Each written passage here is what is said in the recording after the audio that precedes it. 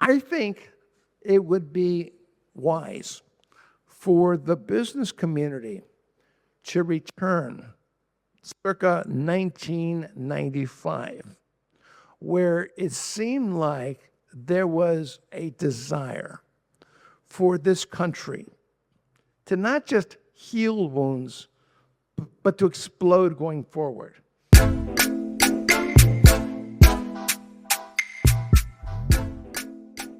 When that happens, the costs are borne not by the investors, but by the workers and the communities. Fewer factories are built. Fewer smaller businesses are integrated into supply chains. Fewer young South Africans gain access to the skills and jobs that large-scale investment can create. If policies create uncertainty around property rights or impose regulatory burdens that discourage this expansion, the result isn't not empowerment, it's stagnation. And stagnation ultimately harms the very communities these reforms are meant to uplift.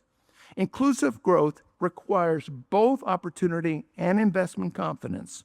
The most successful economies find ways to pursue redress while also creating an environment where capital, innovation, and entrepreneurship are encouraged to grow.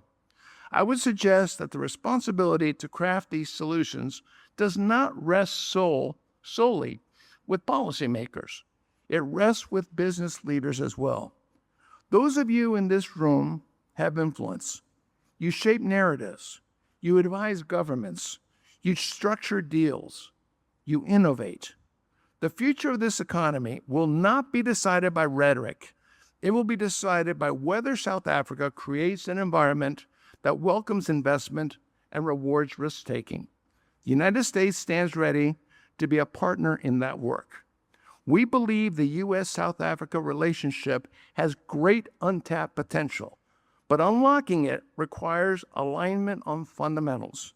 If South Africa seeks improved access to U.S. markets and deeper economic integration, we will need to see serious proposals that reflect reciprocity and fairness. Fair trade must work in both directions.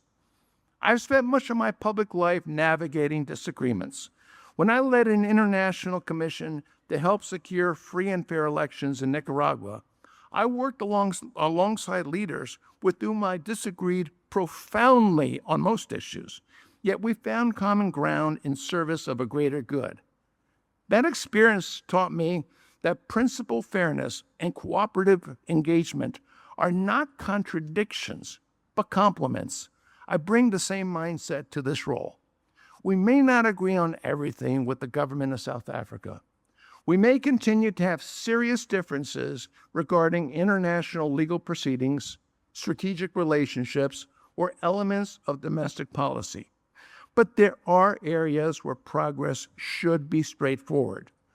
Protecting rural communities from violence, condemning rhetoric that incites hatred and glorifies violence, ensuring the expropriation policies include fair and clear compensation standards, expanding digital and critical minerals cooperation, ending mandatory surrender of ownership or control of corporate decision-making as a cost of doing business.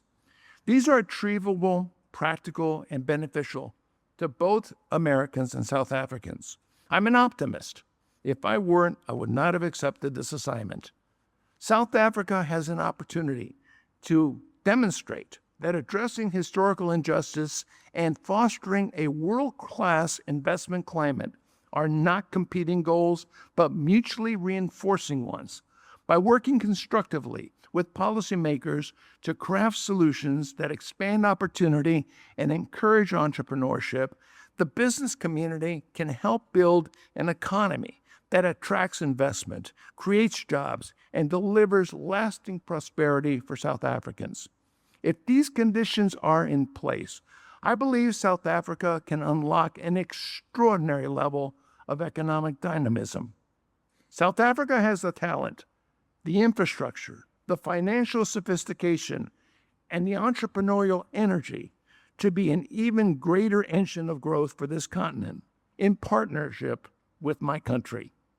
My focus will be clear: to advance policies that benefit the American people, to expand commercial diplomacy, to deepen fair and reciprocal trade, and to engage South Africa candidly, respectfully, but candidly, about areas of disagreement. If we can align our shared interests around growth, opportunity, and security, then both our nations will prosper. That's the partnership I hope to build. And then what? We're proud of the 500 companies that are here, but we're not satisfied. Why not 1,000? We're pleased that we've created jobs for 250,000 South Africans, but we're not done. Why not double that number as well? That's how Americans think. Nothing is beyond the pale for us. We want partners who also dream great dreams, and that's South Africa's signature. Let us do all in our power to make our relationship prosper and thrive. Thank you very much.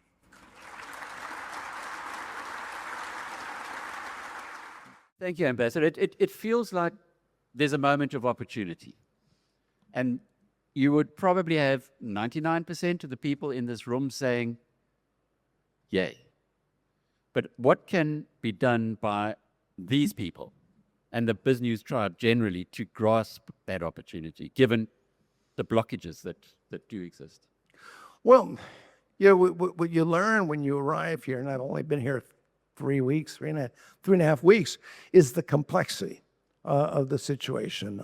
You also learn that there are those in the government who want to see the business community succeed, while there are those in the government, frankly, don't want to see it. I'll tell you where our position has been very firm. We put together 5 asks. I mentioned 3 of them, but there were a couple more. We put them forward to the South African government. We've been waiting for almost a year for a response. And as I've made clear in meetings that I've had, the United States is I should look at this way too. We're running out of patience. We believe that more and more it becomes a statement by the South African government when it doesn't want to respond to simple questions that we have. We may not get clarity on the kill the boer chant that we believe is hate speech. I'm sorry, I don't care what your courts say. It's hate speech. We believe that there is clarity on the expropriation. We believe we can find these things. But the South African government has to step up to the plate. At this point, what I'm saying to the business community, you do too. What I don't have patience for, and I'll be very blunt here. I'm known for being blunt. This is why the president asked me to do this. But I don't want to hear businesses say one thing publicly and another thing privately.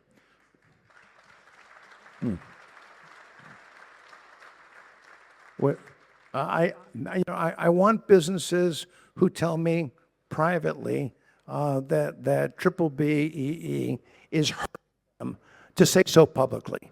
I don't want them to feel fear from the government. There has to be that kind of outspokenness. Now, your organization clearly does that, or else you wouldn't be having this meeting. But I will urge you to be more outspoken. I think we are at perhaps an existential moment that none of us wanted. Nobody was looking for this situation to go in this direction. Things were going very, very well, but things have gone off course. So, the last part of it, I will say, when I spoke with the president, he had one mandate. It was so simple. He said, I want South Africa to become non-aligned once again. That's not too much to ask, non-alignment. And that's what he wants. He'll take non-alignment, not where we're going right now. That's a meandering answer. See, I'm a diplomat. No, it's a good answer. Yeah. It's a good answer. Non-aligned is something that I think everybody in this room would love to see. And there's sufficient evidence to show that that hasn't been the case. But when you come to the end of your term, what would you define as success? You've been here 3 weeks, so it's pretty early days, but have you given that any thought? Well, what is success? True success is for the level playing field in business, where America is allowed to compete on an even footing against any country in the world, one-on-one. Because if there is that level playing field, without question, I believe we'll crush the competition. We have better products, better technology. We create jobs that stay in South Africa. We don't bring in our workers, create something that's a piece of crap, and then take it out. My wife used an iron yesterday that was she was ironing something. It was built in China. She put it down, and immediately it burned a hole in the ironing board. It looked like it cost 5 cents or 5 rand to build. We'll build better products. So what's success? Success in business is an even playing field. Success in business is trade deals that are fair for both sides. And that's all we ask for, is fairness on both sides. We're not asking for a thing more than that. And that's been the president's position he started it in his first term, and he's doubling and tripling down now. And finally, in the foreign policy space, I'm not going to discuss that today. I can't. The situation is too fluid in Iran right now, so it's best not to have a discussion. We can come back and have another discussion on that at the appropriate time. But that has to be resolved. The foreign policy has to be resolved. The statements, the things that have happened in the last week are not at all helpful. Insulting our president on the eve of coming to our country is not a good sign. Sending condolences letters to Iran after one of the world's greatest terrorists has been put down is not a good sign. They have to be resolved, and there are going to be some tough discussions ahead, but hopefully South Africa will understand that it ought not to be aligning with international pariahs like Iran. You mentioned the last week, but things have been boiling or moving to a boiling point in the relationship between South Africa and the United States. It doesn't make sense for this country not to be friendly with the United States, given that you are our second biggest trading partner. What can you do to cool the temperature? Yeah, well, Alex, that's a very good point. That's the very first thing we've said. I came here. Don't you love the royal we? When what a politician. We came here. No, I came here specifically with a tone that was positive in an attempt to lower the temperature. And I'm going to continue going in that direction. I'm going to continue looking for partners in the government, because we have them, but encouraging them to be more outspoken. I don't want to turn up the temperature, but I can tell you, being perfectly honest about this, the things that have happened in the last week just aren't helpful. But maybe we can find ways around it. My goal is I didn't come here to pick a fight. That just doesn't accomplish anything. I came here hopefully to find ways that our countries can come back to the table and proceed. I mean, think about it, folks. What do you have to have? You have great sophistication. You have an open field in technology. You have great innovators, always have had great innovators in your country. You have the strongest economy in Africa. You've got challenges, infrastructure challenges. They can be fixed. They can be readily fixed. Whether it's rural violence, whether it's your electrical grid, whatever it might be, these things can all be fixed. Just imagine if they were fixed and there were partnerships with the United States, not China, the United States, working to build South Africa, you would be, I would love to see it in 5 years, that we will look back to this conversation and say, what a small partnership we had then, and look where we are now. We can go there. There's nothing stopping us if that's where we want to go. There's a growing level of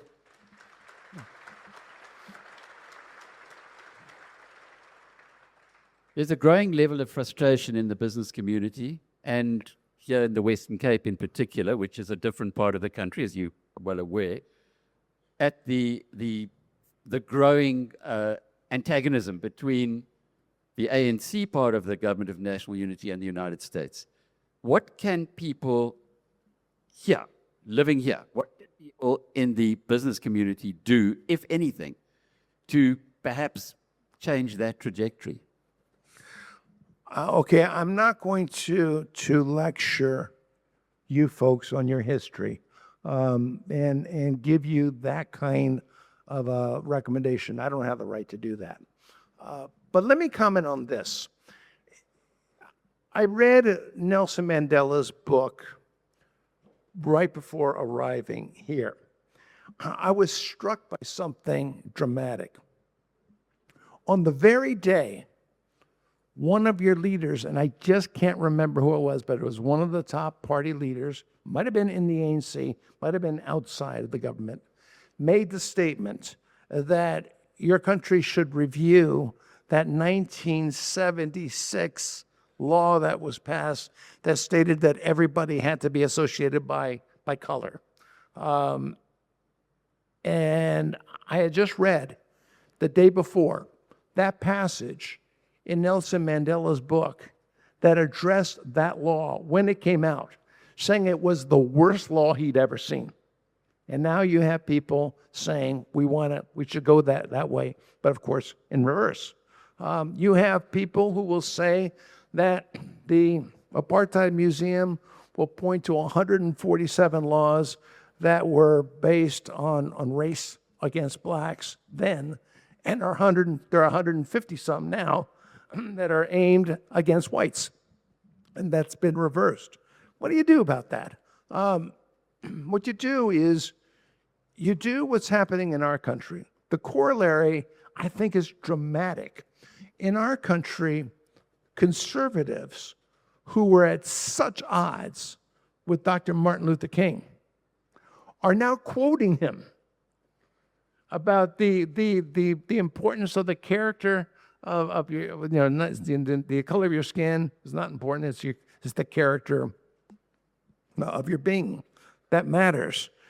I think it would be wise for the business community to return circa 1995, where it seemed like there was a desire for this country to not just heal wounds, but to explode going forward.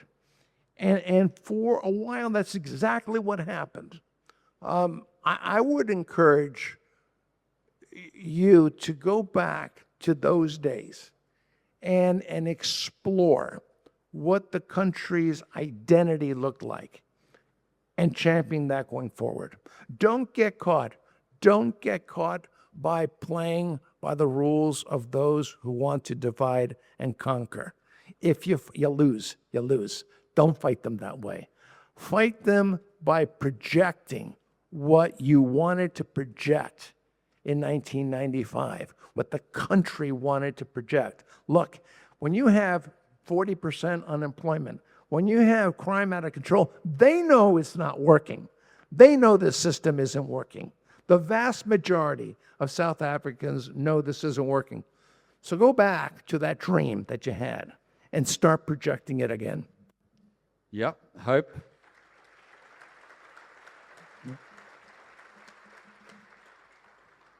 Final question, and we are very insular in South Africa, as I think most countries are. We're far away. The tyranny of geography means that we do look inward a lot.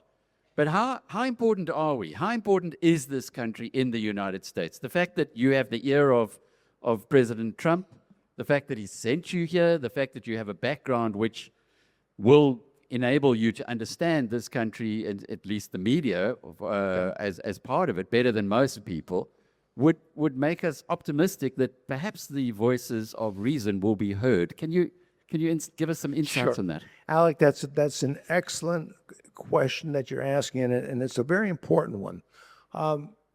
The way an ambassadorship is chosen, normally ambassadorships are given in countries where the biggest issue is, who am I having dinner with tonight? And so you give it to someone who's a big donor to your campaign.